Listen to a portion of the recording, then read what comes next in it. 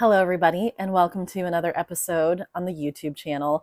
Today, I want to talk about something that I had a excellent conversation with one of my one-on-one clients, and I thought I would share a little bit about what we discussed because this is a universal thing, so don't feel bad if you're going through it. It happens to everybody. I'm a writer too, and it has happened to me on the writer side, and I see it all the time as a story developer and editor, and I see it it's everywhere. So first of all, before we even dive in, just know you are in great company if you resonate at all with what I'm about to say.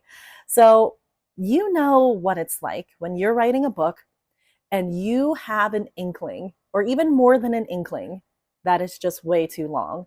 You're like, wow, I am writing a young adult contemporary and it's already like at 150,000 words and I'm not even done yet. Now, for context, a YA contemporary, it can be anywhere from like 70,000 to, let's just say, 100,000 because, we want to give it some wiggle room.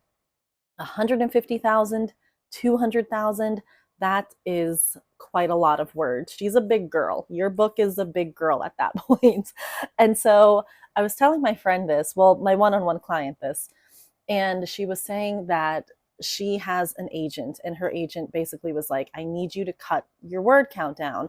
My friend is not the one who's writing the YA, that's 150,000 words, but her book is hefty. And I read it with her and I edited it and we had a great call. And she was like, I just don't know how to get it down. Like I've went through it, fine tooth comb. I've gotten rid of my adjectives. I've gotten rid of my adverbs. I've gotten rid of all those things, that filter words that can make a story really blow up. And I said, that's amazing. And here's the key though. You can get rid of all the filter words until you're blue in the face. But it sounds like there needs to be some real, like almost wrecking ball type of edits.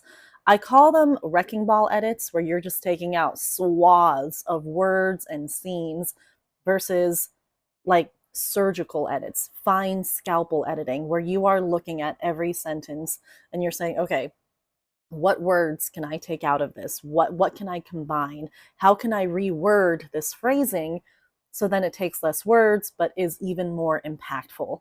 So that's like a really great line edit. FYI, I know a really great line editor who will do that for you. So if you're interested, comment below and I'll send you her information. So with this though, I'm the person who specializes in the big type of editing. The wrecking ball, came in like a wrecking ball editing. That is what I do. I read the whole thing. I brainstorm with you. I check in with you. It's a really open conversation. And in that conversation, I say, like, this is what's working. This is what I find delightful. This is what I find a little bit slow.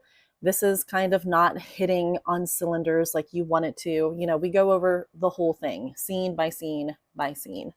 And so my client the other day was like, I've edited as much as I can. I cannot delete another word. And I said, you, my friend, need to do what I call the John Wick solution.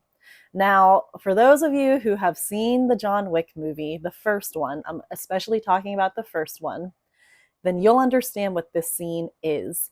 But for people who haven't seen it, give me 2 minutes so I can explain the setup. So John Wick, played by Keanu Reeves, is like the boogeyman of assassins. He's like the top dog of assassins. Other assassins fear him. Like, he has a reputation. He's called the Baba Yaga. He has the reputation of being like this unstoppable force, this unstoppable killing machine.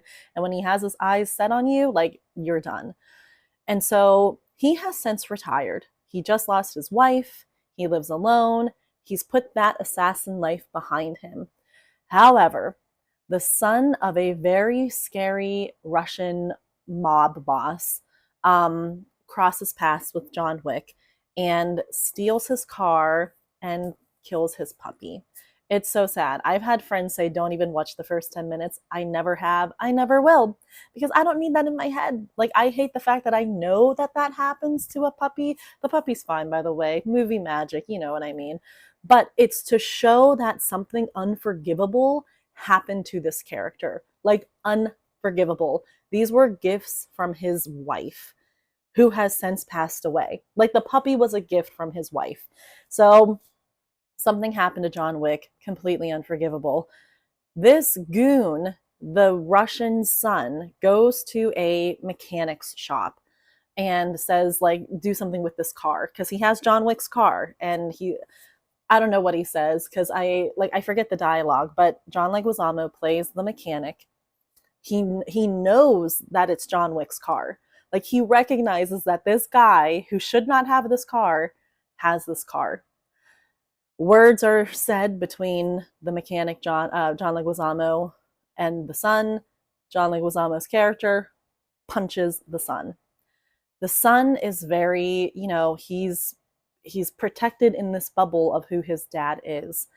And so when the dad hears about this very scary Russian mob guy, and you can tell by the way he's framed, by the music of his introduction, by just everything, that he's a very not to be messed with dude.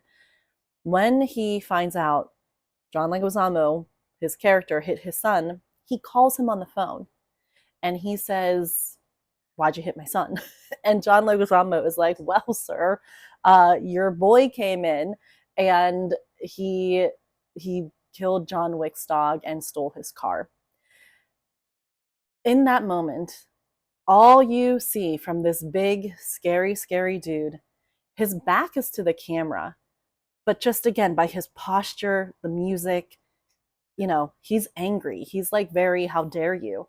But when John Leguizamo's character explains why he hit his son, just the words, he took John Wick's car, he killed his dog, he turns around, so he's now at the camera, we can see his face, and all he says is, "Oh." Just that's it. It's just one little "oh." This man deflates. This man's whole body language and posture just curdles, because he understands in that moment, like, nice knowing you, son. You are not escaping the punishment that is coming your way. You are not getting out of the storm that you have kicked up. And it was nice knowing you. Now, why do I bring this up? Because you could have spent, as the writer, as the filmmaker, as the director, as whoever is part of the creative process, you could have spent 30 minutes showing John Wick fighting, showing past fights that he had, showing a flashback of the last time someone double-crossed him or betrayed him or just got the jump on him, and you could have showed all of that. But, sorry, I got a phone call. I turned it off. But they did not do that. They did not waste that time. And even though you could say, but it's important that you understand you cannot cross John Wick. It's important that you understand, if you do, the boogeyman's coming for your ass and you're not escaping. And this kid, this Russian kid, is not escaping. But they didn't do that. They took all of those scenes, what could have been 10 different scenes and a big flashback, and condensed it down to a single moment where it was a phone call, and the baddest bad guy of them all, this Russian mobster, just says, "Oh," because he knows, because he understands who John Wick is. He understands that he's a big fish, but this guy's like a big fish, and he will just be unstoppable. And so when I said this to my client, I was like, I understand that you want to look at the lines themselves. You want to go in and do that fine scalpel editing. But I also need you to look at the scenes themselves, at the scenes that are literally making up your story, and say, like, how else can I say this? I have a test that I take all the scene work through. I call it the colander test. And I want you to imagine you have a colander just from your kitchen and you go to the beach. And if you just scoop up a bunch of sand with your colander, it should sift right out. It should just, the sand should just fall right through. But if there's a tiny bit of wetness, you'll get like a clump that stays in your colander. And so here's what you want to do is you want to test every scene you have with these 4 questions. First, what's the reason for this scene? Just ask yourself that. Ask yourself, why does this scene exist? Take it, sift your colander, and if you can answer that question, you're like, well, the scene has to exist because I need to show who John Wick is. That's okay. It passed that first muster, that first shake of the scene. So now we're going to ask the second question is, what does the reader need to know this exactly right now? Because let's say you are drafting your story and you're like, okay, I'm in chapter 3, I'm doing all this stuff, but does the reader need to know what you're telling them in chapter 3 right now? And if you answer that question and you really dig deep and answer, like, with all the 3,000-foot view and from the character point of view and from your point of view, and that passes muster, then go to the next level, which is shake, shake, shake. Is there any other way the character can know this? Meaning, can it be a letter, an email, a flashback, or I'm sorry, not a flashback, a letter, an email, a note, a phone call? Like, does it have to be a full scene, or can it be, instead of a big action set piece, you could say, it's a phone call with a very scary man who now is very scared. And finally, the last little shake you can do of this colander is there any other time the reader can know this? Is there any other time that this might work? And I know that sounds like the second question of, does the reader need to know it right now? But when I say, is there any other time, can it be a flashback? Can it be a vision forward, a premonition? Can it be something where it's like, it's a surprise. You use it as a twist. You use it as a revelation. You use it as a withheld secret, and that creates more story drama. Like, look at your scenes themselves, ask how they're working, what are their mechanics of it, and then say, like, does it need to be presented this way? Again, if you wanted to show that John Wick is like a bad mofo and if you cross him, you're going to die, you could have said, I'll show a flashback. I'll show the audience what he did to the last person who stole anything from him. It could have been a pen. And actually, we know what John Wick does with pens and pencils.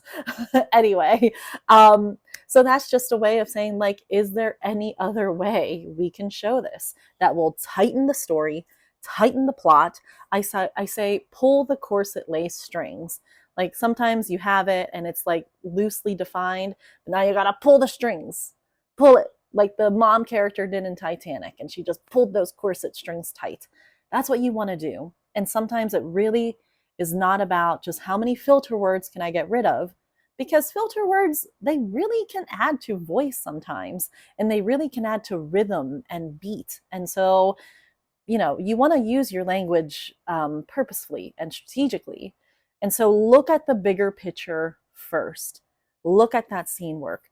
Watch John Wick. It's violent, so if that's not your cup of tea, just know that going in.